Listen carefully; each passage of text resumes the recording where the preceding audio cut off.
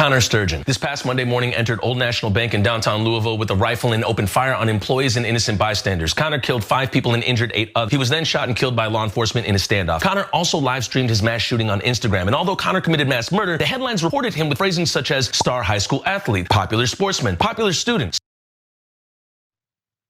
Yep, that's what they did. They do that when it comes to white shooters. They try to avoid the fact, and not just shooters, killing folks. So you can't make this stuff up. And if that video was moving too fast for you, here's an example of those headlines. Louisville shooter Connor Sturgeon seemed like a normal person.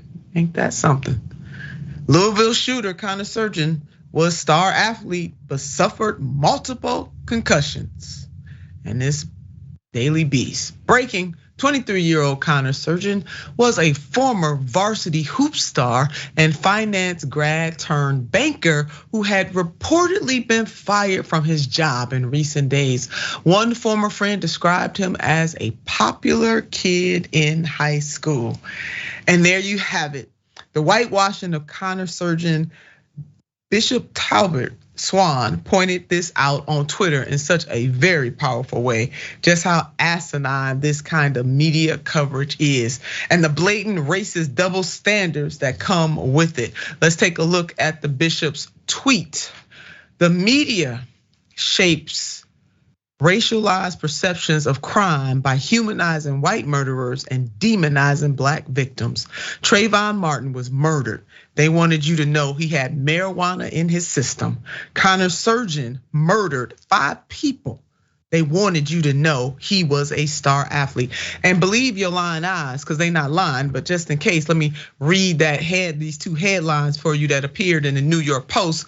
The one headline, Trayvon Martin had traces of marijuana in his system at the time of death, autopsy reveals. And then the other New York Post headline, Louisville shooter Connor Sturgeon was star athlete, but suffered multiple concussions.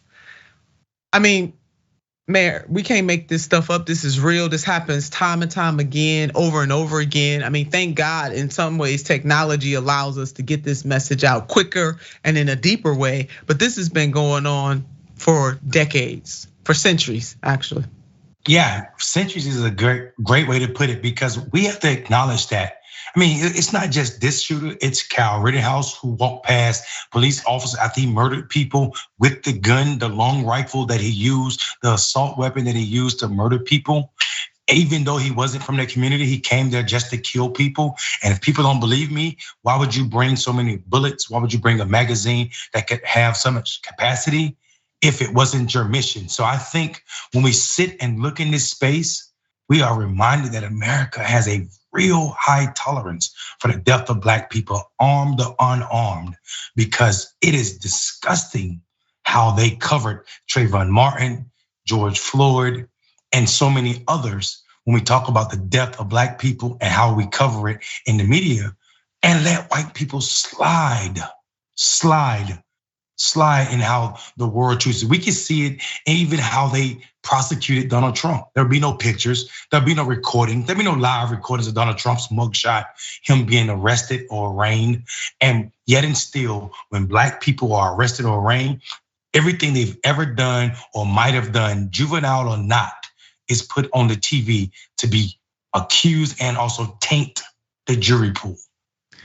Yeah, that's exactly right.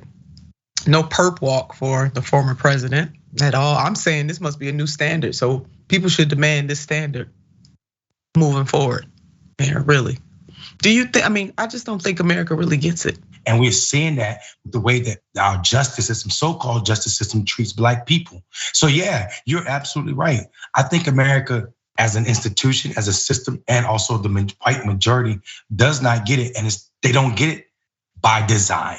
They don't get it by design. It's their job to not see whiteness. It's invisible because they want it to be that way. And blackness is criminal because they want it to be that way. Yeah, there were some lyrics, and I want to say it was Ice Cube's, one of Ice Cube's raps, "My skin is my sin." That's deep. That's really serious, and it's deep. And at some point, there has to be a reckoning in this country. Remember, we cannot continue to tell these kinds of stories decades after decades. the same story, just different faces.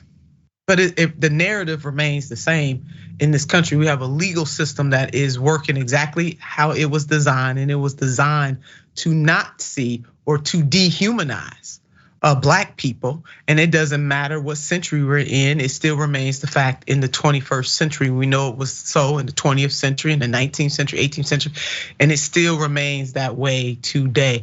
So we need some truth and reconciliation in this country. One thing about South Africa, and all is not well there for Black Africans by any stretch of the imagination. They did though have a truth and reconciliation session.